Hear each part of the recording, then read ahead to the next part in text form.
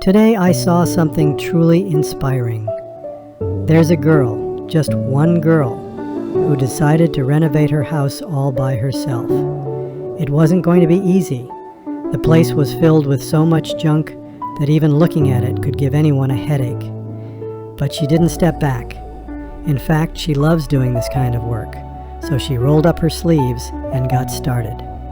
She began with the lobby, one of the dirtiest parts of the house. And her first task? Removing bricks. There were lots of them.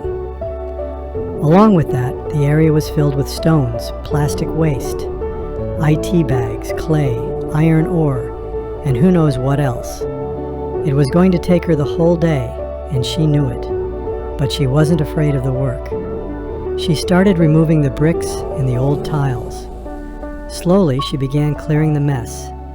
She was working alone, and that made the job even harder, but she didn't complain. She found wooden pieces, glass panels, and even sesame seeds scattered around. One by one, she cleared them all. As she removed the junk, the place started looking a little better. But one corner was still filthy, so she took a broom and began sweeping. She was determined to finish it today, and you could tell from her focus that she meant it. Once things were a bit clean, she began digging. She had a clever idea. She gathered the small stones lying around and used them to make a walking path, a tiled path through the lobby. She worked on fitting them neatly, and it started to look really beautiful. It took her the entire day, but by evening, the transformation had already started to show. She then brought grass seeds from the market and carefully spread them on both sides of the walkway. She covered them with soil to help them grow faster and retain moisture. It would take a few days for the grass to grow, but she had already made it feel green. Then she turned her attention to the broken tap. She decided to install a new wash basin in that spot. Before that, she had to set up the water connection and fix the drainage pipe.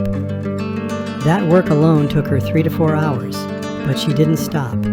She didn't want to waste anything. There were some leftover EID pieces, old construction materials, lying around. Instead of throwing them out, she used them to build a proper space to place the basin and other useful things. It was smart and budget-friendly. Then she noticed the wall nearby was still dirty and dull. She cleaned it thoroughly and decided to paint it white so the space would look brighter and more open. After that, she got a little creative.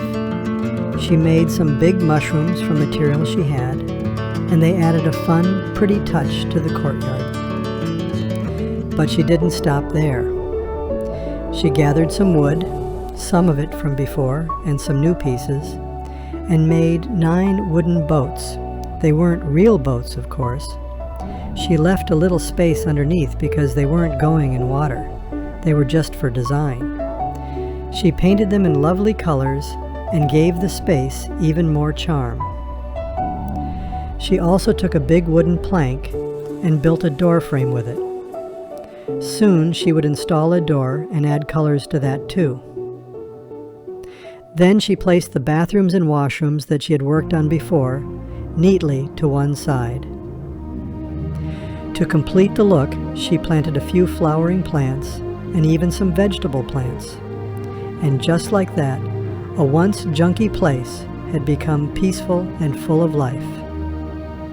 There were some empty pillars and large stones still lying around. She moved them near the side walls to create seating spots. She even sat down to take a breath, and you could tell she felt proud. Now the whole courtyard, the area we call the lobby, is beautifully transformed. It's a space where anyone can sit, relax, cook, wash fruits, whatever they need. It's complete, functional, and beautiful.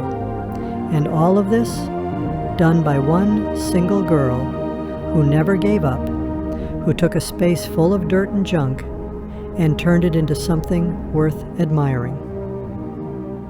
I hope you enjoyed this story. I'll see you in the next one.